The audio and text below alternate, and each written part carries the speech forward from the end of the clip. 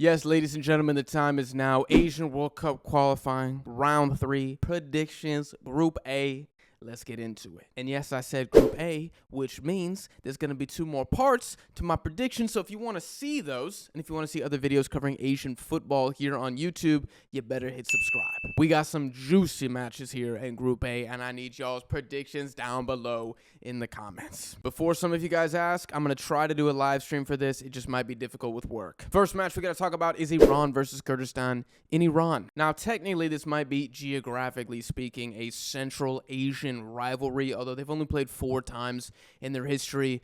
Iran has won every single game, and the last game was a 5-1 beatdown in the Qatar Cup. And that game was away in Kyrgyzstan. Now that we're coming back to Iran for a World Cup qualifier, I'm kind of saying RIP Kyrgyzstan, with all due respect. Fun fact number 1 for you guys in the video, and I have several later, just watch. How many times do you think Iran has lost to a Central Asian country in football? Go ahead, I'll give you a sec. The answer's 3. 3 times ever. Once against Uzbekistan in 2012 in Tehran, and twice, somehow, against Turkmenistan, both in 1996. I mean, that must have been the most goated Turkmenistan side of all time. And one of those games was in Tehran as well, which literally means all time, Iran have lost more games at home against Central Asian opposition than they have away. Man, y'all better smash that like button for these fun facts. A couple more stats about this game. In Iran's last 21 matches, they have 1 loss, which is the 3-2 loss to Qatar at the semifinals of the Asian Cup. I mention this in every single video, but Iran feast on weaker Asian opposition. They almost never drop points. Not to say that it's impossible to do so, I just don't think that the Kyrgyz Republic is the team to do it. Kyrgyzstan are debutants in round 3, and congratulations and Godspeed. While Group A might not be the group of death, I mean, there are some hard teams in here, man. Iran's going to struggle in some of these games. Uzbekistan, Qatar, they're going to drop points, much less Kyrgyzstan. And for 1 second, please don't sleep on North Korea. I look at Kyrgyzstan as like a completely average Asian team. They got a little bit of that Uzbek, Georgian, Kazakh, like swag a little bit, you know what I'm saying? There's some dribblers in this side, but frankly, I just don't trust them at all. We saw at the Asian Cup, they basically threw the tournament by getting red cards as often as possible. Every time they go up against a decent Asian team not named Oman, they seem to fumble, and I promise you that Iran is clear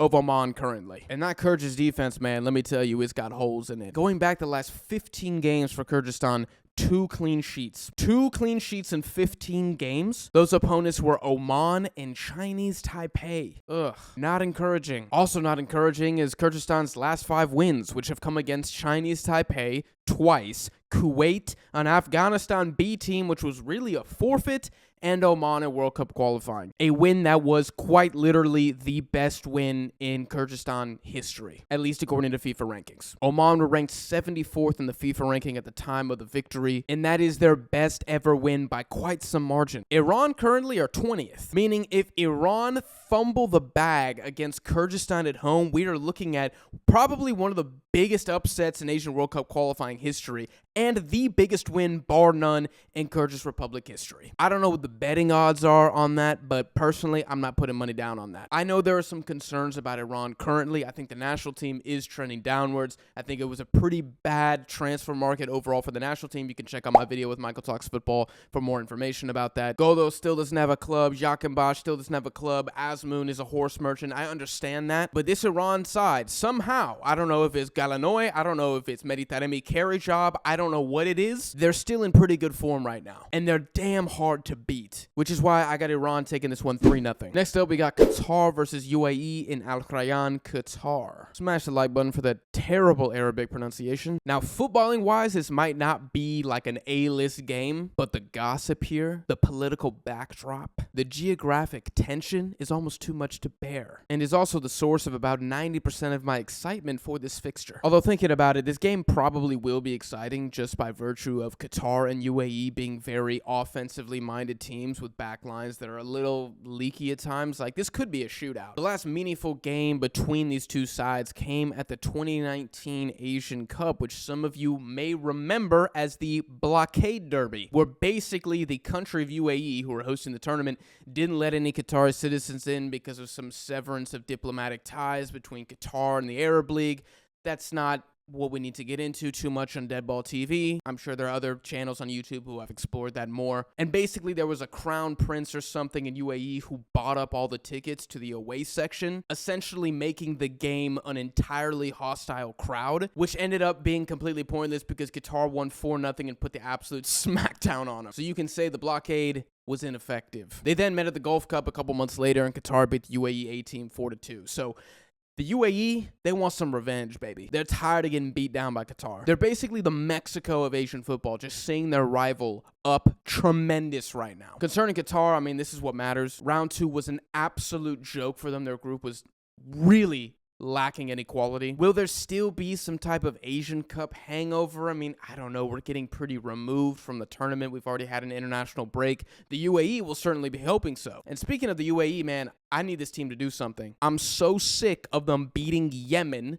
Bahrain, and just other very poor Asian national teams. Paulo Bento has been nothing short of a minnow slayer since he took over. And I feel like I'm the only guy looking at the results and saying, I'm not impressed. The UAE has only lost 3 of the 15 games with Paulo Bento in charge, but those have been against Oman, Iran, and Tajikistan. Technically, the best team that they've beaten, if you want to say it like that, is either Kyrgyzstan or Bahrain. One of those teams didn't even make it to round 3. I put UAE on fraud watch as soon as they lost to Tajikistan in the Asian Cup. They are still on fraud watch, and they will remain on fraud watch unless they have a good start to round 3 of qualifying. And I don't want to see anybody in the comments saying, Jack, you're a hater. Jack, you just don't like Abu Dhabi for some reason because you're too broke to live there. That might be true. I am too broke to live there. But what upsets me is the fact that this team's got some actual talent. Yahya Al-Ghassani was one of the most exciting players to watch at the Asian Cup. So you got Ghassani, you got Ali Saleh, an underrated winger. You got Abdullah Ramadan, who is an absolute menace in the middle of the pitch. You got one of the better goalkeepers in the Middle East. You got your all-time leading goal scorer, Ali Mabkoud, who can't even get in the team because he's got beef with the head coach. The center backs aren't great, but they're athletic. Like, I'm sorry, I'm not having the excuses. You got to figure this out. The UAE should be looking at 3rd in this group. That should be the objective. I'm not saying they're favorites for that, but that is where they should be aiming. Now, it's going to be tough because Qatar, they don't play at home. I mean, technically, they always play at home. Sorry, I had to throw one Qatar host joke in there. I'm going Qatar 3, UAE 1. I do think this is going to be an exciting game, but I just cannot bet against Qatar. They've been too good at home. They've been killing everybody. UAE, are they going to be the first ones to put their foot down in Doha, or in this case, Al Rayyan, and say, not today?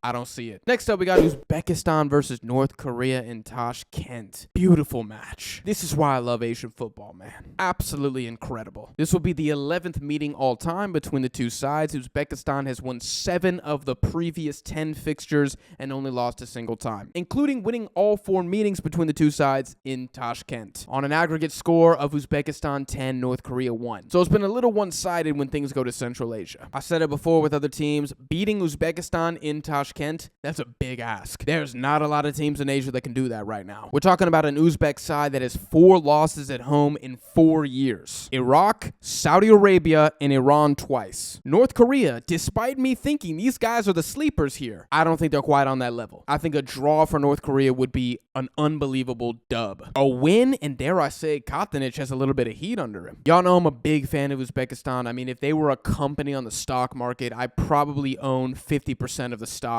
in this national team. Now, North Korea, like I said, I'm pretty bullish on these guys. I knew they were going to find a way to sneak through into round 3. I don't know what they've been doing in the shadows in Pyongyang, but I knew it was working out. I knew they were on that super serum, and that super serum was enough to beat Syria in a clutch match and end up in round 3. As far as I'm concerned, it's already job well done for North Korea just making it this far, but I guarantee they want more. They looked at their super empty fixture schedule from the last 6 years and said, we got to get some more matches on here, and now they're playing 2 warm-up games against Jordan, Asian Cup finalists. So they're going to have 2 additional warm-up games before this initial game against Uzbekistan. I'm just telling you, White Wolves, man, do not sleep on the North Koreans. This is the same North Korea side that went to Japan and lost 1-0. Who knows what would have happened if that game in Pyongyang was not canceled? I genuinely think they would have drawn Japan. Ended up being a 3-0 forfeit. I promise you that was not how the game was going to play out. They got some talent on this team, dude. Kwang Song-han in the midfield, he's a beast. Better watch out for that dude. Il Gwanjong,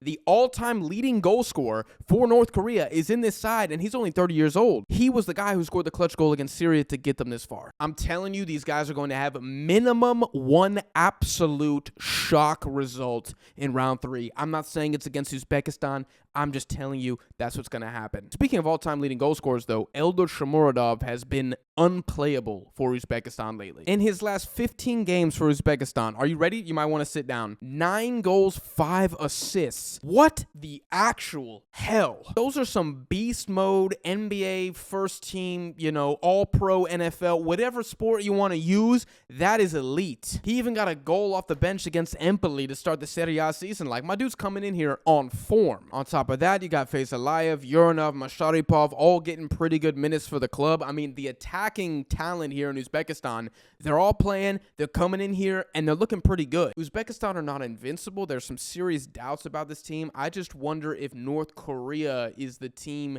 that can expose the flaws here. My prediction, very difficult to say. I keep going back and forth between 2-0 and 1-0 for Uzbekistan. I will be stunned if Uzbekistan score 3. I'd kind of be a little stunned if North Korea scored as well. I think this is going to be a very close game. Whether it's 1 or 2, I kind of think comes down to how clinical is Shomurodov in the day. But you guys let me know down below in the comments how you see this one playing out. Moving on to match day 2, we have North Korea versus Qatar in Laos. Fun fact, Qatar actually has a losing record against North Korea all time. But the last meeting against these two teams was the 2019 Asian Cup when Qatar won 6-0 and Almoz Ali had 4 goals. Will he score 4 goals again this time around?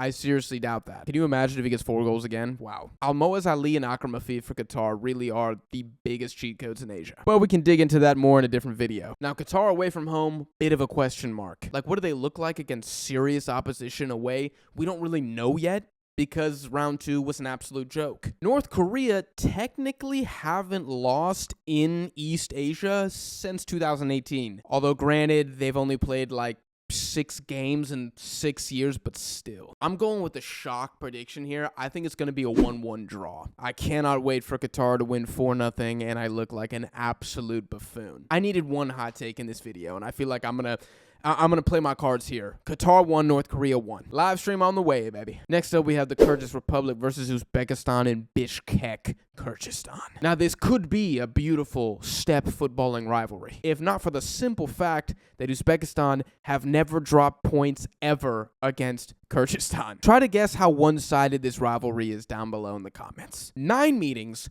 9 wins for Uzbekistan, outscoring Kyrgyzstan 36-4? What in the hell? 36-4? Alabama might not even win by that much when they play like North Atlantic University. 36-4. I had to triple check my math on that one. These aren't even losses. These are like secessions of territory. These are massacres. I wish I could say there's a silver lining here for Kyrgyzstan, but there's really not. If you look at their form in Bishkent, it's not even good. This is not Ashgabat we're talking about here. In their last 6 games at home, the Kyrgyz Republic has 2 wins, 2 draws, 2 losses. Those losses are 5-1 against Iran and 2-1 against Russia. National teams that are pretty much on the same level as Uzbekistan. The draws are 1-1 with Malaysia and 0-0 with Tajikistan. Neither result is really embarrassing, although Malaysia down bad right now. And the only wins are 2-0 against Myanmar, and 2-1 against Singapore. Not good, folks. I think it's fair to say that Uzbekistan are the second best team to visit Bishkek in recent memory, and I think the White Wolves are simply too strong and have too good of an away record for them to drop points here. Kyrgyzstan is currently 102nd in the FIFA rankings. The last time that Uzbekistan dropped points against an opponent ranked 100 or higher, I actually have no idea because I stopped scrolling after 2010. There was a couple opponents in the 90s. I think Canada was 96th. I think there was... Who was it? Gosh, they had a bad loss against somebody. Kuwait, I think, was in the low 90s, but never an opponent ranked 100 or worse. At least not in the last 14 years. So again, we're talking about a historical win for Kyrgyzstan. Jesus Christ, can you imagine if Kyrgyzstan beat Iran and Uzbekistan in the same window? I mean, penthouse suites for all the players. Pension of 15,000 USD per month until the players pass away. At least 1 luxury car for each player's wife, girlfriend, or girlfriends. And probably a ranch as well with some nice horses. That would be madness. I don't really see madness to that degree transpiring. I do think that the Kyrgyz Republic will keep it respectable. I think they're going to fight. I think Uzbekistan always seem to concede 1 goal away from home no matter what. So I got the White Wolves winning this one 2-1. Lastly, we have Iran versus UAE in Abu Dhabi. There's some bad beef here. and I love it. I love the political games in Asian football. They're actually my favorite. The first thing I thought of when I saw this fixture was how Taremi and Azmoun did the cry celebration after they beat UAE in the group stage. Let me know in the comments if you saw that. I forgot the context exactly, but I think the UAE players said something disrespectful about Iran or kind of try to downplay how good the team was. And Iran absolutely bodied them in that game. I know they won 2-1, but it was decisive. And I love seeing that beef, man. This is what Asian football needs. Not to go on a tirade here, but if you want more eyeballs, if you want to have the neutral, casual plastics kind of tuning in, you're not going to be able to sell it on just the talent alone in Asia. You need something a little more spicy to get Fred and John to turn on the game. Now, do we want Fred and John watching? That's a discussion for another video, but I digress. Iran have lost one of their 15 matches against UAE all time. 13 wins, 1 draw, 1 loss. I mean, they're owning this one. I'm going to try to explain this in a way that I hope makes sense. Anybody in the comments, let me know if you agree with my method of thinking here. Iran definitely struggle against like the elite of Asia, like South Korea, Uzbekistan, Japan. Like, you know, points are dropped there. Not that they get like destroyed by those teams or anything like that, but you know, they've always got like a draw in their locker or maybe even a loss against those sides. And then there's like the third tier Asian teams, which like Iran always beat, but they always beat them like 1-0. And I don't understand why the score is always 1-0. That could have been like Dragan Skocic, Carlos Queiroz ball. Maybe that's not going to happen under Galanoy as much, but that's like burnt into my memory. UAE are in kind of that like awkward second tier where it's like they're not good enough to really challenge Iran, but also not bad enough to only lose 1-0. Like, they're not bad enough for Iran to disrespect them. Maybe that's what it is. I don't know if my mode of thinking here is making any sense, but hopefully you guys understand what I'm trying to say. Basically, in one sentence, I think I'm saying Iran play down and UAE are too good to play down. I probably could have just said that, but welcome to Deadball TV. Now, this game right here, this is Paulo Bento's chance. My man doesn't even need to get a win. Like, a draw would be a very good result for the UAE, but if he wants to shut me up, you get a draw in the first game against Qatar, and you beat Iran here in Abu Dhabi. Oh, the Bento train is back on the tracks. Full steam ahead, Thomas the Tank Engine. We're riding this baby all the way to the World Cup. But that is a massive, massive ask. Like I said, Iran are ranked 20th in the world, and I was looking at the last time that Paulo Bento beat a top 20 national team in the world, and it was 2019 when South Korea beat Colombia 2-1 in a friendly. I know some people will say, Jack, what about Portugal at the World Cup? And you're not technically wrong, but let's just say there are some circumstances in that game that have me personally just putting a little asterisk next to it. Not to be disrespectful. That's just how I see it. I'm just a random guy with a microphone. The point is, this would be a career win for Paulo Bento, and probably the UAE's best win since beating Japan in the 2015 Asian Cup. I feel like the theme of this video was there's a lot of history to be made. Teams like Uzbekistan making it to the World Cup finally, the Kyrgyzstan Republic making it to round 3 for the first time, trying to put respect on themselves, UAE trying to get some historic wins, North Korea just trying to like spoil the party over and over again. I honestly love Group A. I know some people were disappointed with the draw, but I cannot say I'm one of those people. I think Iran are going to win this one 2-1. I think it's going to be a great rivalry match. But in the end, I think the Persians are just too strong for a UAE side that hasn't proved much. But that is the video, guys. Those are my thoughts. What do you think about Group A? Let me know your predictions down below in the comments. Do not forget to hit subscribe for Group B and Group C and a couple other videos that I have planned for the Asian footy landscape. I don't want to tell you guys yet what they are. I just think you're going to find them interesting. Some are going to be a little more narrative. Some are going to be storytelling. Some are going to be just typical Jack spicy hot take. So hopefully you guys enjoy those. Again, if you're listening on streaming platforms, please give the podcast a 5-star rating. Check out our social media links in the description of this video, and I'll see you guys in the next one.